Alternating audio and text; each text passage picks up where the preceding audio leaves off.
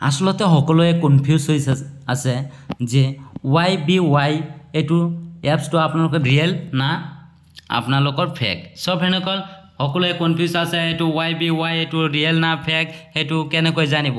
আৰু আপোনালোকে ইয়াত দেখিবলৈ পাইছে অসমৰ বাতৰিত এইটো সোশ্যাল মিডিয়াত অলৰেডি ওলাই আহিছে, আপোনালোকে ইয়াত জানিবলৈ পাইছে। ইয়াত দেখিবলৈ পাইছে সামাজিকভাৱে দায়বদ্ধতাৰ প্ৰতীক হিচাপে দূৰদৰ্শন প্ৰাপ্তলৈ জৰুৰীকালীন সহায় আগবঢ়োৱাৰ সিদ্ধান্ত YBYৰ।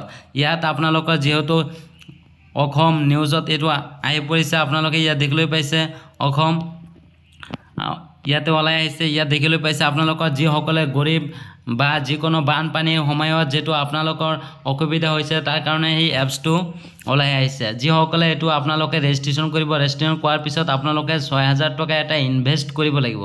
সেই ইনভেষ্ট যেটো কৰিব তাৰ পিছত আপোনালোকে প্ৰতিদিন আপোনালোকে 600 টকা বা কোনোবাই 300 টকা কোনোবাই 500 টকা এনেকৈ পাই থাকিব।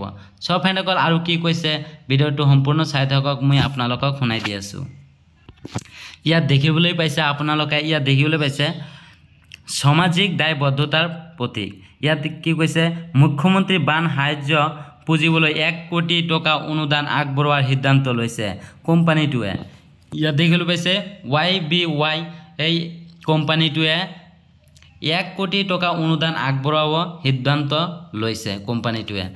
আপোনালোকে নিশ্চয় চাব পাৰিছে। আৰু শেহতীয়াকৈ অসমৰ ভাৰতবৰ্ষ ভয়াৱহ প্ৰকৃতিৰ দুৰ্যোগৰ প্ৰভাৱ পৰিছে, যাৰ ফলত বহু পৰিয়াল আৰু ব্যক্তিয়ে ক্ষতিগ্ৰস্ত হৈছে।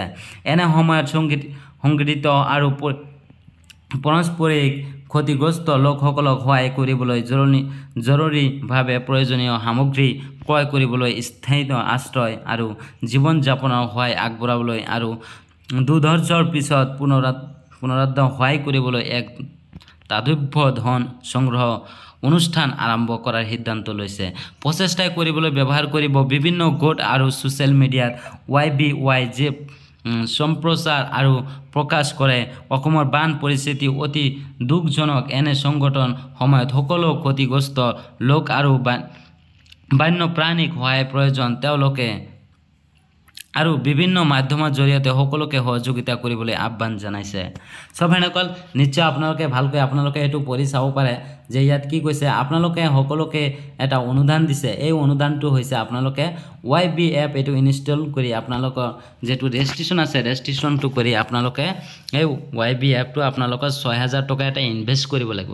তাৰ পিছত সকলোৱে কনফিউজ হৈ থাকে যে 6000 টকা ইনভেষ্ট কৰিম তেতিয়া যদি এই YB এপটো সেইটো বন্ধ হৈ যায়। আৰু এনে ধৰণৰ এপ বহুতো ওলাইছে আৰু বহুতো অফ হৈ গৈছে, তাৰ কাৰণে সকলোৱে কনফিউজ হৈ থাকে। সব হেনকল এইটো এনে ধৰণৰ হ'ব পাৰে, এইটো কোনো কথা নাই, এইটো বন্ধ হ'ব পাৰে আৰু না বন্ধ হ'ব পাৰে। সব হেনকল যদি আপোনালোকৰ সেই 6000 টকা ইনভেষ্ট কৰিব লাগে আৰু যদি সেই 6000 টকা নাই তেনেহ'লে আপোনালোকৰ সেইটো ইনভেষ্ট কৰিব নোৱাৰিব, সেই টকাটো ইনকাম কৰিব নোৱাৰে। সব হেনকল নিশ্চয় আপোনালোকে বুজিব পাৰিলে। আৰু ভিডিঅ'টো চাই যদি আপোনালোকৰ অলপ হ'লেও সুবিধা হৈছে তেনেহ'লে মোৰ চেনেলটো ছাবস্ক্ৰাইব কৰি লওক, কিয়নো এনে ধৰণৰ গুৰুত্বপূৰ্ণ ভিডিঅ' চোৱাৰ লগে লগে যাতে আপোনাৰ মোবাইলত নটিফিকেশ্যনটো সোমায়। Thank U.